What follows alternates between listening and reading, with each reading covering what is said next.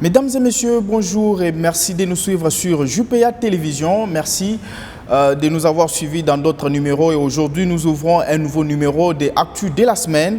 Actus de la semaine. Aujourd'hui, nous avons des sujets qui vont nous aider à pouvoir décortiquer l'actualité de la semaine. Avec la mort de l'ambassadeur italien en République démocratique du Congo, ces sujets qui défrayent la chronique sur le plan international et national ici. Aussi avec les consultations du Premier ministre Sama Lukonde qui a entamé ses consultations depuis le lundi 22 février 2021 qui vont se terminer le samedi. Le Premier ministre a commencé ses consultations pour pouvoir constituer son nouveau gouvernement, le gouvernement qu'il a lui-même nommé le gouvernement des Warriors. Nous allons commencer avec l'actualité de la semaine, avec ces premiers sujets de la mort de l'ambassadeur italien en République démocratique du Congo. Vous le savez, le ministère de l'Intérieur l'avait annoncé, la présidence aussi, ainsi que le ministère des Affaires étrangères. Il y a eu 3 annonces de la mort de l'ambassadeur de l'Italie en République démocratique du Congo, mais qui a été annoncée de manière très différente.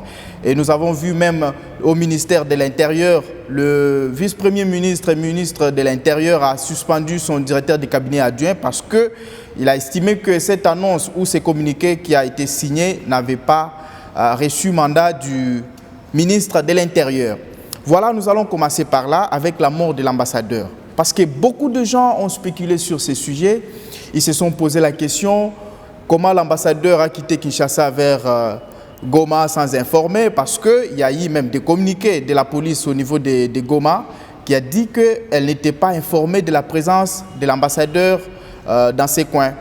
Le gouverneur de Goma aussi, ou le gouverneur du Nord Kivu, a fait aussi le même communiqué en disant qu'il n'était pas informé de la présence de l'ambassadeur là-bas. Alors, ce qu'il faut retenir, c'est que la mission diplomatique a été créée dans la Convention de Vienne. Et dans la Convention de Vienne, c'était juste après toutes les guerres qui ont eu lieu, la Première Guerre mondiale, la Deuxième Guerre mondiale, après la guerre froide.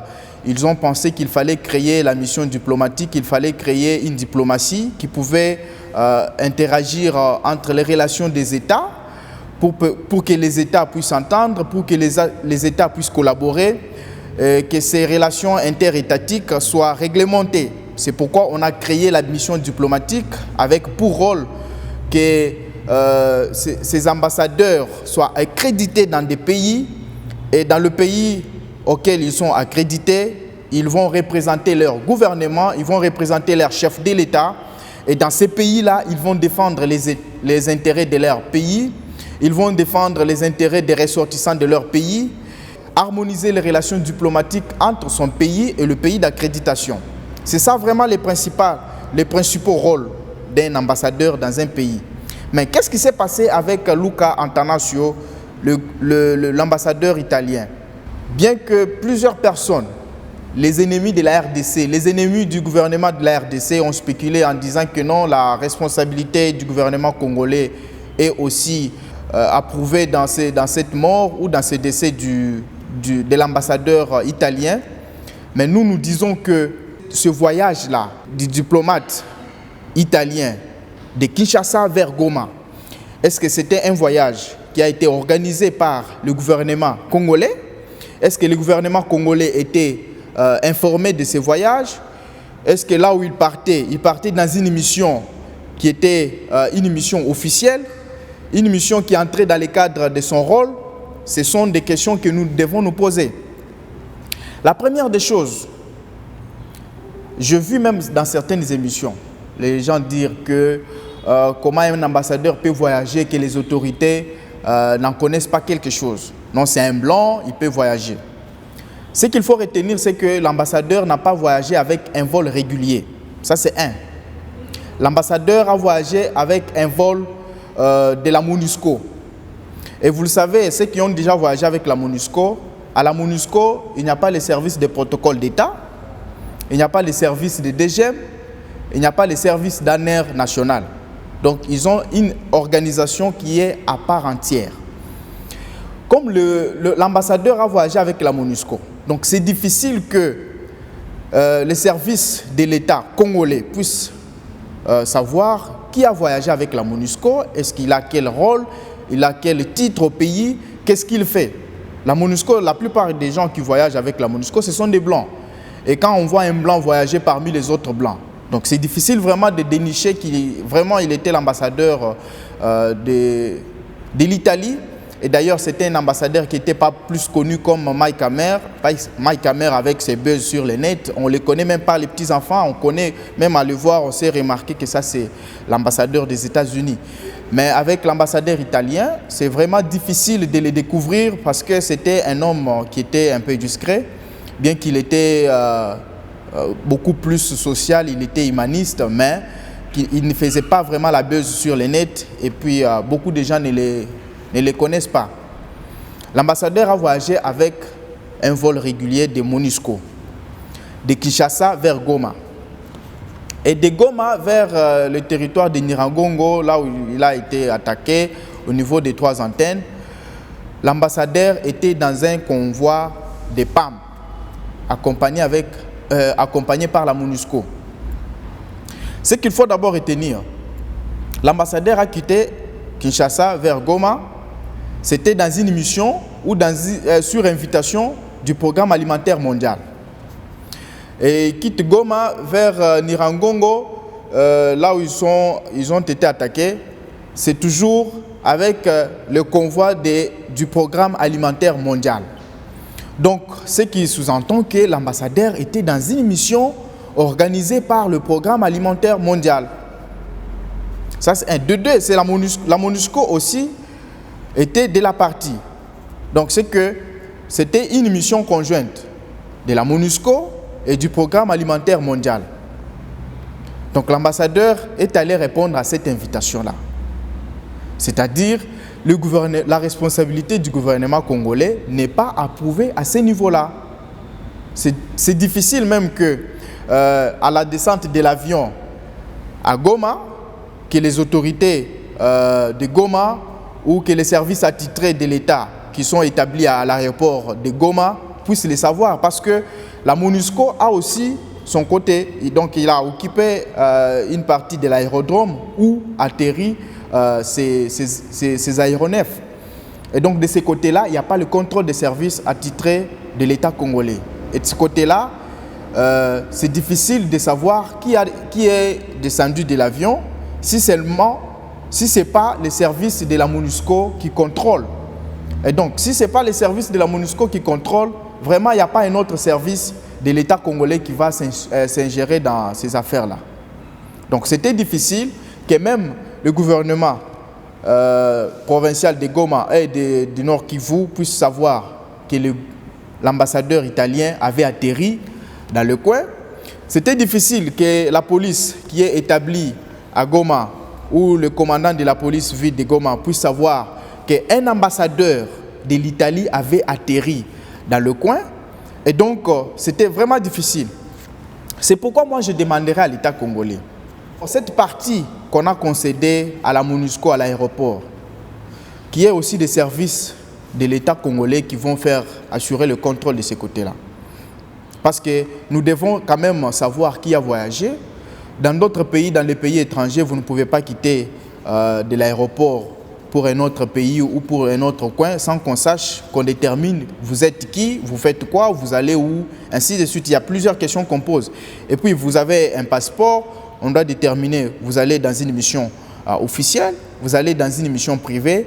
Et d'ailleurs, un ambassadeur, c'est un chef de l'État dans un autre État. Donc, il représente le gouvernement de son pays, il représente le chef de l'État de son pays, dans un autre pays. Et donc son déplacement doit être vraiment surveillé, son déplacement doit être sécurisé. Il ne doit pas aller... Et d'ailleurs, Goma et toute cette partie, ce sont des zones rouges où il y a l'atrocité, où il y a des affrontements à tout moment, où il y a des accrochages entre les ADF, les FDLR et tous les groupes armés qui sont établis dans cette partie de l'Est du pays. Et donc, un chef de l'État dans un autre État ne peut pas effectuer un déplacement de ce genre pour aller s'exposer à des risques, et des risques qui pouvaient plus tard engager la responsabilité diplomatique de la RDC. Ce n'est pas bon. Et d'ailleurs, Il y a 30 ans que notre ambassadeur avait aussi trouvé la mort dans notre pays. Et donc, ce n'est pas des bons souvenirs que nous gardons. Nous déplorons son décès. Mais il faut que les déplacements de tous les ambassadeurs, de tout le corps diplomatique établi en RDC soient réglementés. Et d'ailleurs, je salue la décision prise par le chef de l'État au cours du Conseil des ministres qui a décidé que tous les corps diplomatiques, tous les ambassadeurs accrédités en RDC puissent, avant d'effectuer un déplacement à l'intérieur du pays, puissent informer les services, informer le ministère des Affaires étrangères, et aussi informer les services de sécurité. Et donc ça, c'était ce que nous pouvions dire sur la mort de l'ambassadeur, parce que beaucoup de gens ont spéculé là-dessus. Nous allons clôturer avec l'autre sujet. Là, nous n'allons pas beaucoup dire, nous n'allons pas beaucoup parler de ces sujets, parce que les consultations sont en cours. Le Premier ministre a commencé avec les regroupements AFDC alliés, ADRP, AA, AAB, ainsi de suite, et il continue avec ces consultations. Le Premier ministre veut savoir quels sont les desiderata de la population, quelles sont les préoccupations majeures de la population à travers toutes ces représentations du peuple qui sont constituées pour la plupart des partis politiques qui ont des députés, les députés qui sont les représentants directs du peuple congolais, parce qu'il ne sera pas en mesure de consulter toute la population. C'est pourquoi il a organisé cette menue consultation des regroupements politiques ainsi que leurs cadres afin de savoir qu'est-ce qu'eux veulent du nouveau gouvernement des Warriors. Le gouvernement des Warriors, qu'est-ce qu'ils attendent de ces gouvernements? Quelles sont les attentes majeures de la population? Quelles sont les priorités? Eh bien, vous le savez, tout est prioritaire en RDC. Il ne pourra pas faire tout, mais il pourra quand même faire aussi tout ce qu'il pourra pour acheminer le pays vers l'état des droits.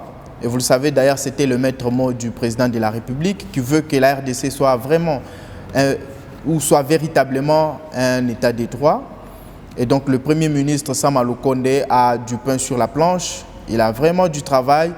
Il doit collaborer avec tous les anciens, tous les leaders de l'opposition, notamment Moïse Katumbi, notamment Jean-Pierre Mbemba, avec les dissidents du FCC qui ont quitté l'FCC, qui sont maintenant à l'Union Sacrée. Tous ces gens-là, il est appelé à composer avec eux. Et comment est-ce qu'il va s'y prendre? C'est un jeune qui est mature, un jeune expérimenté. Il a été député national, il a été ministre des Sports, il a été DG à la GECAMIN et aujourd'hui Premier ministre. Quand même, il a une expérience à prouver. Il ne pourra pas nous décevoir. Les Congolais attendent du Premier ministre vraiment quelque chose de massue. Ils attendent du Premier ministre des idées de grande envergure. Ils attendent de lui des projets à impact visible. Ils n'attendent pas les discours, qu'ils viennent avec des discours comme nous avons vu dans le passé, les discours où on devait construire 1000 écoles et on n'en a même pas construit 200. Les discours où on devait améliorer les social du peuple congolais, mais tout ce qui pouvait amener les social, on a détruit. Les routes des dessertes agricoles ne sont pas construites ou n'ont pas été réhabilitées. Sur le plan économique, on a vu la faillite de plusieurs entreprises publiques, de plusieurs sociétés commerciales qui appartiennent à l'État ou qui sont gérées dans la grande majorité par l'État. Et donc cela prouve à suffisance qu'il n'y avait pas la volonté. Mais avec le Premier ministre Sama Lukonde, nous lui donnons vraiment grande chance et nous espérons qu'il pourra changer le social du peuple congolais. Mesdames et messieurs, nous allons nous arrêter ici pour la journée d'aujourd'hui. Je suis très content, très fier de vous avoir présenté cette émission Actu de la semaine. Nous allons nous retrouver prochainement. Que Dieu bénisse la République démocratique du Congo.